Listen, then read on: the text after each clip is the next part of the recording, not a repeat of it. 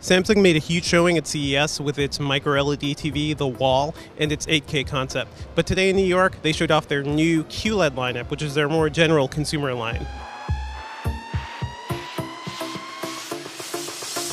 One big new feature this year is Ambient Mode, and this is a feature that lets you basically use your TV to blend into the surrounding wall around it when it's off. And using a smartphone, you just take a photo of the TV and the surface around it, if it's a brick wall or something like that, and the TV will process that image, color balance it, and basically try to match exactly what's around it. Based on some demos we've seen here, it looks pretty cool and pretty accurate. Several TVs blended into brick walls pretty easily, and from what we're seeing, it also looks like there are a lot of different surfaces that they could connect to as well. Ambient Mode can also display things like news and weather, which just turns your TV from something more than just a black, dark screen, once it's off, into something that's actually pretty useful and kind of cool looking. Samsung also improved its single cable technology, which is a thin cable that comes out of the TV and connects to an external box, and that's where all your inputs are. And also this year, it connects to power. Last year, you had that single thread and a separate power cable.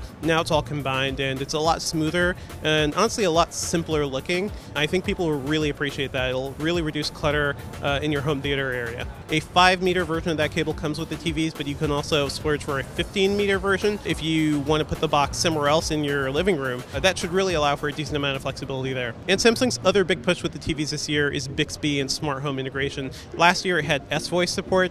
This year, the Bixby Smart Assistant is in there, and you could do things like search for TV shows or movies, or you can even do like a single command, like search for action movies starring Brad Pitt, and it'll figure that out.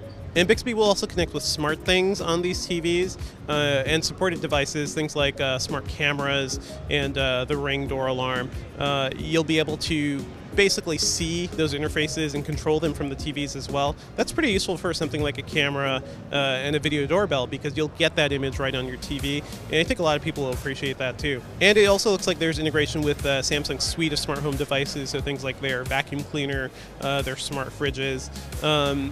That's a little more excessive, and I'm not sure if most consumers will even be equipped to handle those sorts of things, but it's clear that Samsung is building itself to be a big player in the smart home world.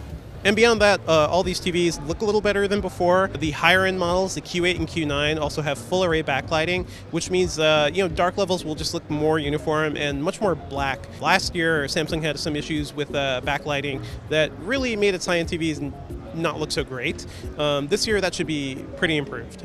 So all in all, it looks like Samsung has made some meaningful improvements to its QLED lineup. They look better, and the ambient feature looks pretty useful, honestly. So we don't have pricing or availability details for these TVs yet, but we expect them to cost about the same as last year's models. Nothing too egregious there. And honestly, I was looking forward to seeing more details about Samsung's Wall micro LED TV. Still no details on that, unfortunately. At the very least, though, it looks like Samsung has a promising year ahead.